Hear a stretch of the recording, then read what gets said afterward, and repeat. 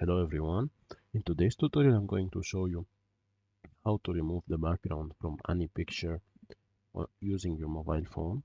So first you're gonna go to your Play Store and search for Pixel Cut.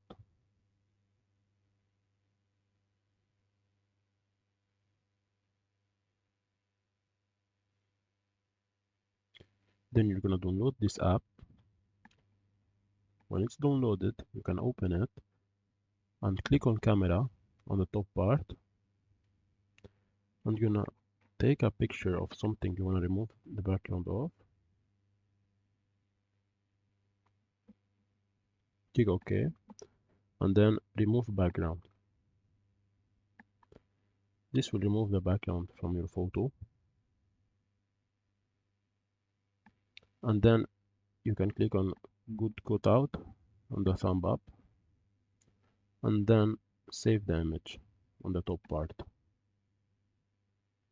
Save on the bottom part and the image is saved.